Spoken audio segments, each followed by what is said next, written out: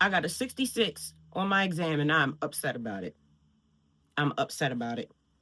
First of all, I clicked on the wrong test that I shouldn't have even been taking because the night before I worked from 1 p.m. to 4 a.m. in the morning.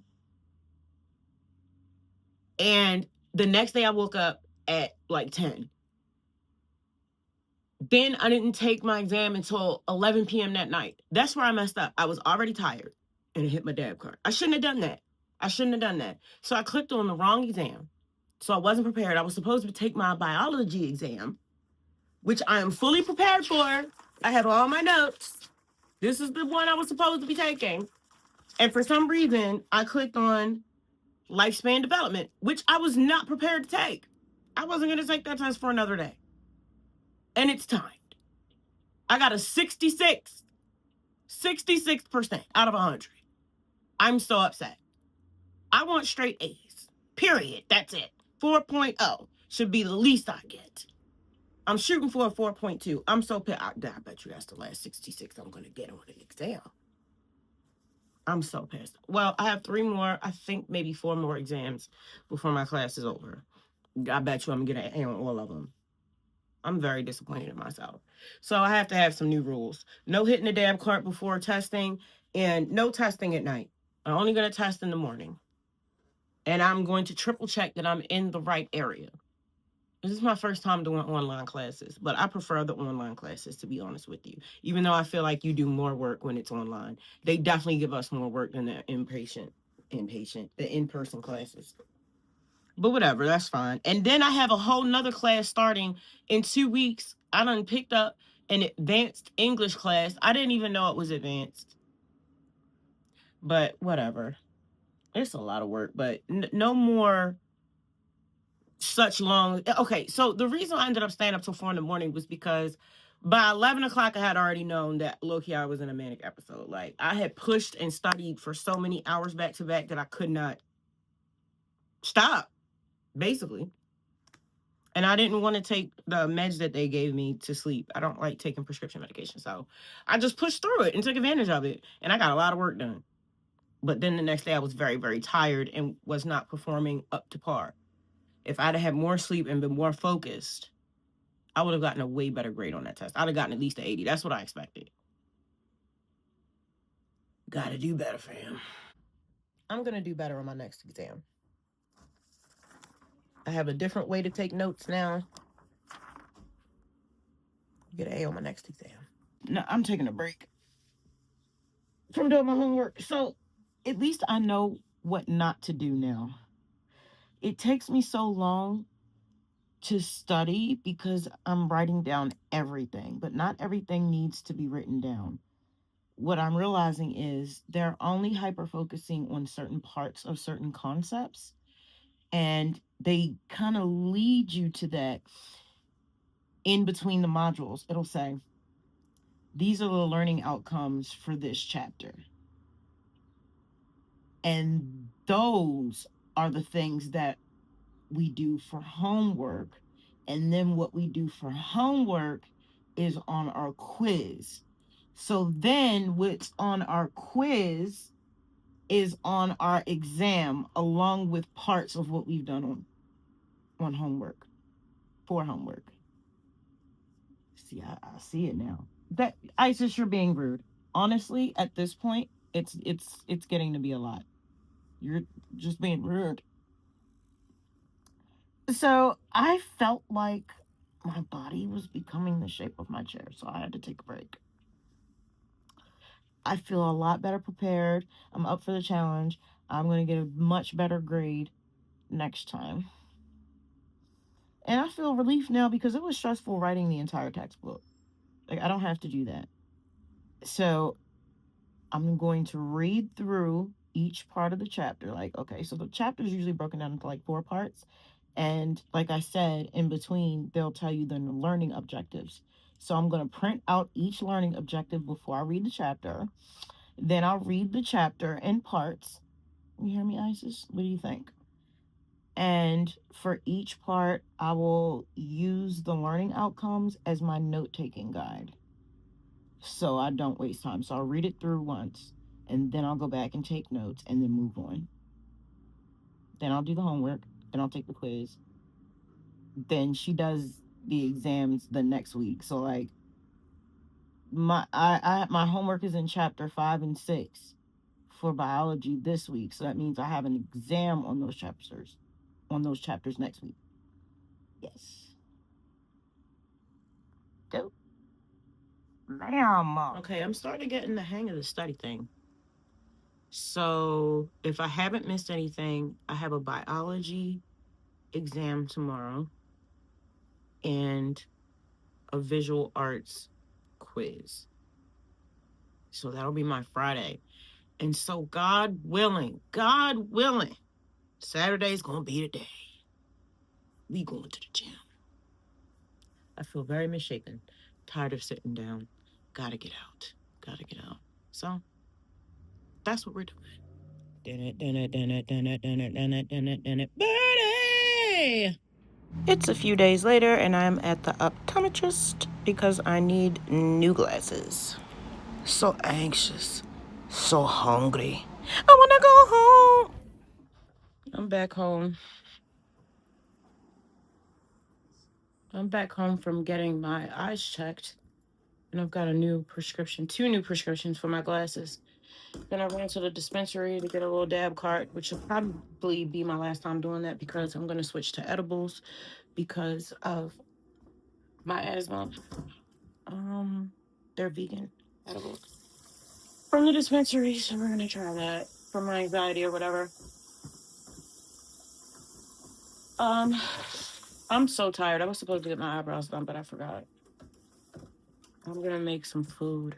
I'm warming up my food from yesterday. I'm making tea. This is brown rice, grape tomatoes, chickpeas, and broccoli, nutritional yeast. And this chia seed flex mix, it's got flaxseed, chia, and hemp for good heart health. I got that in there too. I'm going to warm up my food. I'm going to make some tea. It's this detox tea. It's organic roasted dandelion root. And I've got some of my favorite honey. I really love this brand. It's kind of expensive. This is $13, but it's worth it. It's really good. Taking the trash out. Took long enough. Chores getting done. Praise the Lord. I'm going to eat and take a nap, which I don't usually do, but I need to do my testing for my classes. And I don't want to put it off until tomorrow because we're supposed to be going to the gym. Fingers crossed. Well, I definitely took a nap. And now it's 2 o'clock in the morning. It's looking like the gym's not going to happen today.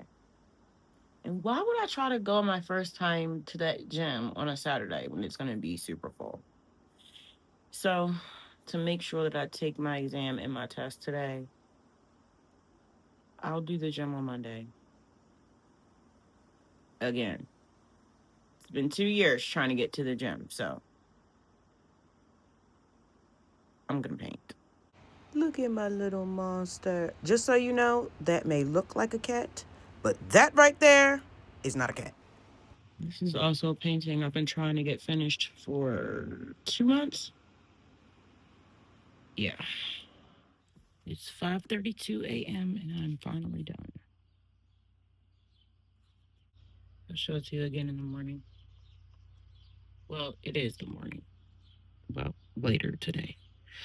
I gotta clean up my mess.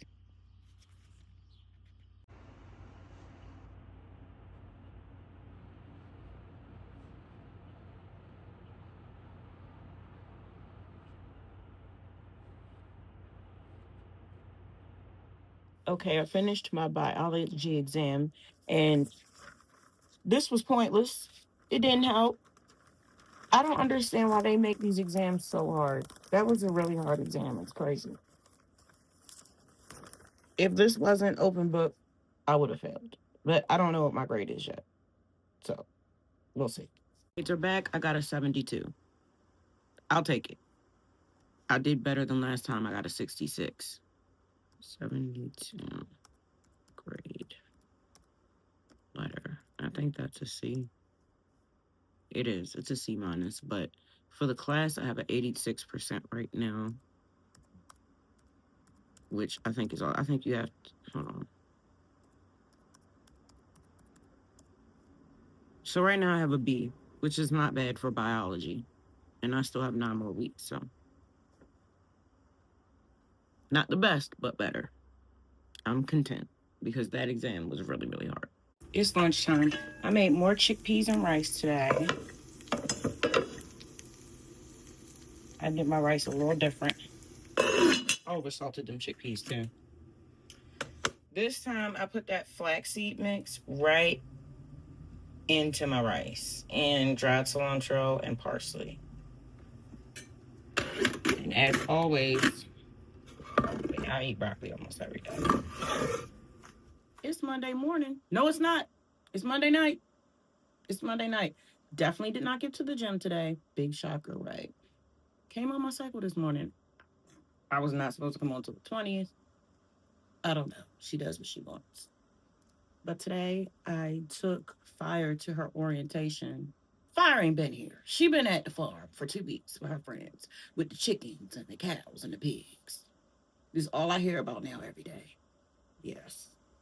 Little sis is very much excited about us getting land.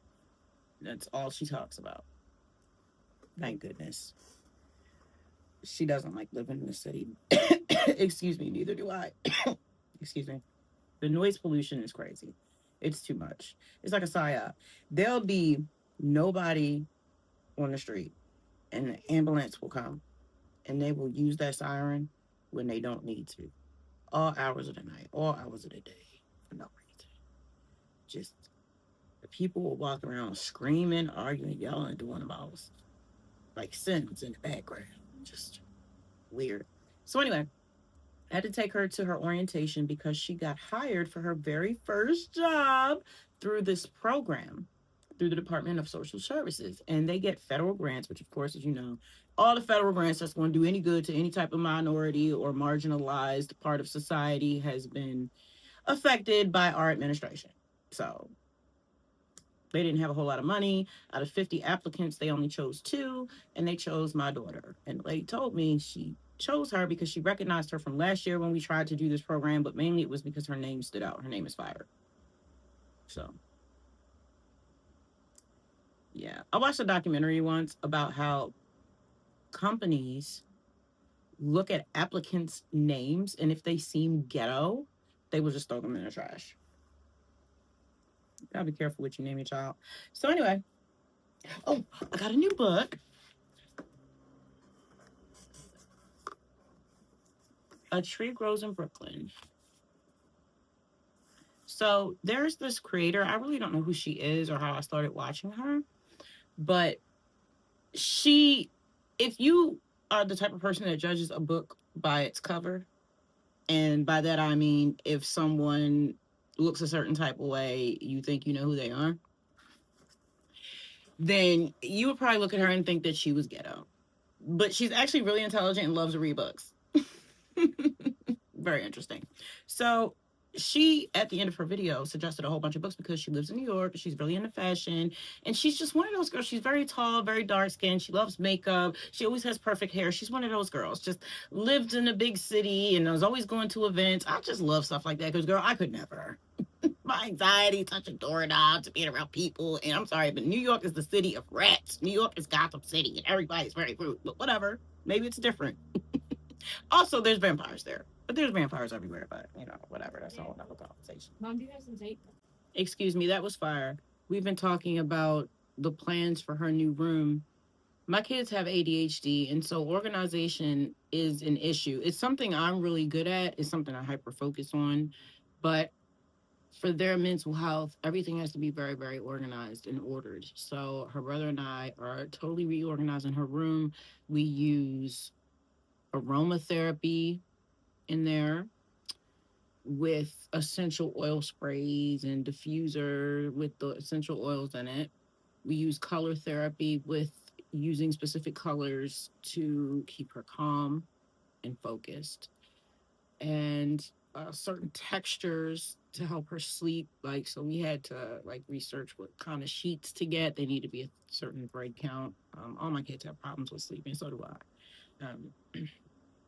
We don't sleep very much. So we try to make a really comfortable environment for the home because we have very hurried minds and it's very hard to concentrate. So we have to craft everything around us, our food, our environment, everything, even our relationships, so that it's not triggering, that it's not overwhelming. Um, yeah, we have to consider all those things in our room. So she's going to paint an accent wall because I found that she was not wanting to come home. It was because her room was not comfortable. She needs a safe space, and everybody in my family is healing from trauma. So your room is like your womb. It's your safe space. And that's why I don't allow anybody over here. She has one friend that she's known for years that I trust. It's a good girl that has her head on straight, works, does what she needs to do, age appropriate, not out here dotting and bopping and throwing it around. She can come over here. But other than that, they don't bring any of their little yamins or any of their little friends. You don't hang out here, none of that, because this is supposed to be basically our temple, just like their body. Like, this is supposed to be safe. And with me being a single woman, and with our dog, our number one security being dead, like everybody around here has to take self-defense classes. I took self-defense classes. When we get land, we're obviously going to have a gun. Then we're going to go to shooting range, be licensed, all that other stuff. They have to be professionally trained. I don't like weapons, but you got to do what you got to do to protect your family. But as a single woman, I still, even though my son is the man of the house, I don't care how old he is. He's 21. My daughter's about to be 18. I'm still responsible for protecting my family at the end of the day. And I don't want anyone around our home. And plus, I want to keep us spiritually safe.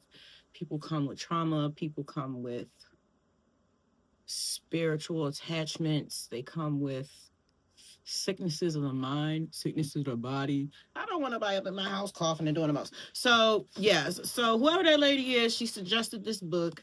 It is a beloved American classic, and it's a coming of age tale of in the turn of the 20th century. What made me want to get it, first of all, was 50% off. But before I saw that it was 50% off and I ordered it, she had said that she liked the book and gave it a high rating because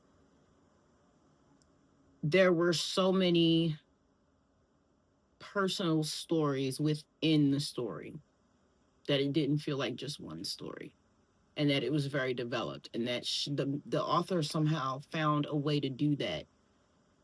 It's just to encompass so many individual stories within one work that she thought it was worth a read. She gave it a 9.5, I think, or a 9.75. She likes to do that with the decimals.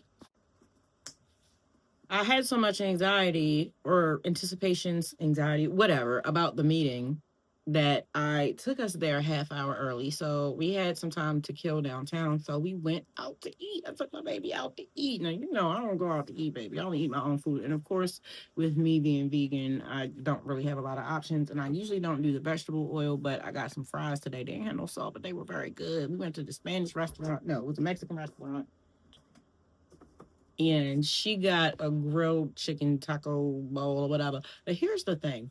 We went to two places before we went to this Mexican restaurant. And every time we went, I just had a weird feeling. The first place, something was like, don't go in there. The second place we went in there, it was like this guy. There was like nobody in there, but it was like a guy who I'm gonna assume he was the cook, but it was given he was the cook and the server. But he kept walking past us and looking and just being weird. And something in my spirit was like, because he looks like he don't wash his hands.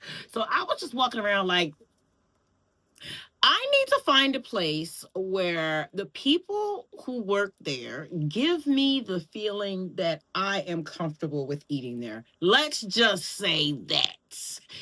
Let's just say that. So I'm looking around and I was like, Mexican restaurant. That's where we going, girl. Let's go. And let me tell you, they so welcoming, so nice. Man, call me Sarita. What they call? Senorita. Oh yeah, I'm coming back here, sir. I'll be coming back here, sir. Filled up our drinks. I had me a little soda. I haven't had a soda in years. It was so good. I had me a little Mr. Pibb. It was so good. It was so good. Yes. Service was nice. I ain't had no microaggressions, no attitudes. Everybody was washing their hands. Yes.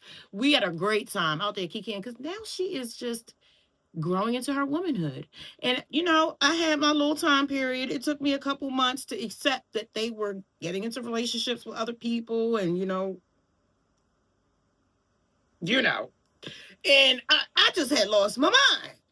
And, you know, certain people was talking about moving out and certain people doing this and all that. And I'm just like, what is happening to my life? But I took the time to emotionally detach from the decisions that they were making in their life. Got something to do with my time other than hyperfocus and micromanage them, school. And I'm so much happier now. I'm too busy to care. They don't want me to care.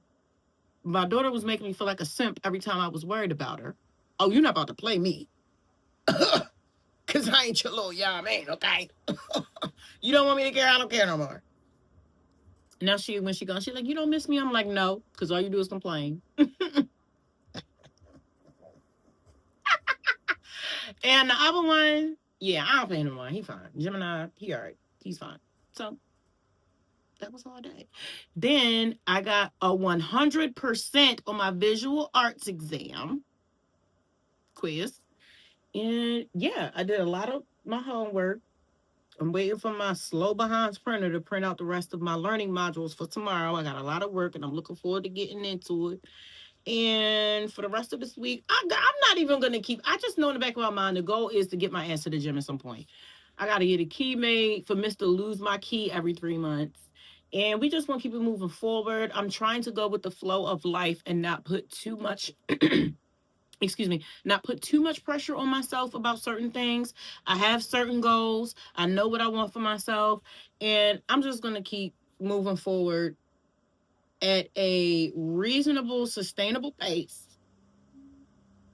And if I slip or I make a mistake, it's part of the process. I'm not going to beat myself up, but I will hold myself accountable and just keep showing up every single day. It's consistency. That was always my issue before in life.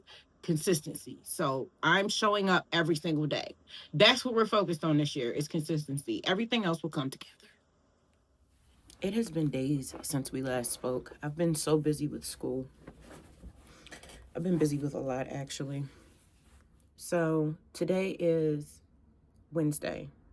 I usually have therapy on Wednesdays. I have therapy on Wednesday every other day via Zoom. Every other week on Wednesday. So I had it last week. I'm about to do some schoolwork. Biology has been kicking my behind. And tell me why my new English class starts on Monday. And it's about in-depth research about a culture or a community that you know nothing about. And I have to turn in this really big paper in 8 weeks. I was trying to drop the class, but there's nothing else that starts this late in the semester. And it's going to mess up my financial aid if I don't have at least 12 credits every semester. So school's going great. Girl, I'm so disabled. And because I present well, I sometimes forget that, girl, you are disabled. And being in school has showed me that. You know, they have to give me extra time for testing. I've only had to use it once. But it's really shown me how my brain works, how much anxiety I have and how it affects my thinking, my vision. Do you know when I get overly stressed, my vision starts to blur? When I'm outside, I'm constantly panicking all the time about getting hit by a car, about, well, yeah, it's usually that. Crossing streets, I'm just panicking. And it's taking a toll on my physical health, my joints, my stomach. And my biology class is teaching me about cells and how the body works and how stress affects the body. And I'm starting to have a more well-rounded view on life and health. And the way I research every tiny little thing now, this is just changing me, changing the way I think, changing the way I see things. But I didn't realize I was still grieving. I'm definitely still grieving the death of my ex-husband, my dead ex-husband who died a year after we got a divorce. It was a suicide possible taking out because he wanted to die. He told me he was going to die by Tuesday. And then he was also around people that have a history of slipping people stuff that make sure they never wake back up, which is exactly what happened to him. So it's a combination of all those things. But I'm not just grieving that. We had 6 children, 5 boys and 1 girl. And I'm estranged from most of my sons. And I'm grieving not necessarily the individual relationships, but as a whole. We had such a strong family unit. And so many years. We were married for 20 years. And it's just so much work and so much time went into building our family, into building our characters, into building our image, into building our businesses. And just to be sitting here in 2026 divorced with the only person that I've ever met that really saw me and accepted me, and to break my flesh open to bring forth his children, and for us to not even be together is heartbreaking on a level that I can never explain. Like, I'm walking around with so many holes in me, trying to protect it from being infiltrated by all these energies that are not good. Like, I'm so sad, y'all. I'm so sad all the time. And it's something about being in motion. It's something about being on the bus. When I'm on the bus going to the dispensary, which is pretty much the only place I go, I do immersion therapy, so I have to go outside 2-3 times a week. I stopped going on my walks every day when I started lifting weights, because I figured at least if I get some movement, it's cool. But there was a while there where I was going outside for a walk every day, even if it was for 5 minutes. But then that kind of fell off. I started focusing on other stuff. But now I have to get outside. I have to go for walks. And I try to keep a schedule with that, but the best I can do is keep myself accountable. I have a calendar where I keep track of my movement, but that's pretty much the best I can do because of my bipolar. Like, my brain, I just have to work with it. So I've had to accept that I'm not over his death. I'm not over the trauma I experienced in our relationship. I'm not even over the trauma of being given up for adoption and not knowing where I was the first 6 months of my life. And the older I get, I'm just so super sensitive to everything, to food, to noises, to other people's energy. Like, I can hear people's thoughts and sense their intentions. It's craziness. And it's just been my reality for a very long time. And the only person that knew those things about me, or knows literally everything about me, is dead. For nothing. No, he did not have to lose his life. Like, there's just so many things I wish we did differently. And there's nothing I can do about it now. And I just feel awful about that. I'm in so much pain. I'm so sad. But I'm also so happy and so grateful. And I just greatly enjoy this process, even the suffering part. Sometimes even the suffering part more because it's more familiar. I'm more familiar with suffering and being alone and being cold and feeling detached than I am with feeling full of warmth and purity. And it's like, I kind of recoil from that because it's not me. Like, that's how I feel, like, my heart on the inside. But there's also a part of me that's very cold and very crass. And it's like a dinosaur that doesn't want to be bothered with anything except God. I don't want to exist. And it's like, is that not an option? Is there nowhere where we can just be like a beam of light or a speck of dust? But no, because somebody gonna come and flip the light switch or turn the light on, and then or they're gonna look, you're a little piece of dust. They're gonna come and blow some wind on you. Even rocks don't stay rocks. Shoot, some of them mountains was probably just a rock once. That's a profound thought. I'm tired all the time, but I also feel great. I see so much potential in myself. I have a vision for what I want for my life, but I'm starting to think that I can't even comprehend yet what is possible for me. I don't know shit. If anything, school has taught me that I don't know nothing about nothing. At all. At all. Everything is good. Everything is good, even the bad stuff. I tell my kids all the time, all things work for the glory of the Most High. I'm talking about the creator one. Not the little demigods everybody be praying to think it's the actual God. But whatever. That's not what it's about. But isn't that always what it's about? Either way. I am not my disorders. Girl, yeah, right. My whole life revolves around being mental. Because I have to construct my environment in a very structured way. One day I want to look in this camera and see something different. Because we have God in us, and we are many gods, a replication of the creator God, then I can turn myself into anything I want. Stay tuned. Let's see where we go with this. I'm intrigued. I want to see where we go with this. How far you think we can go?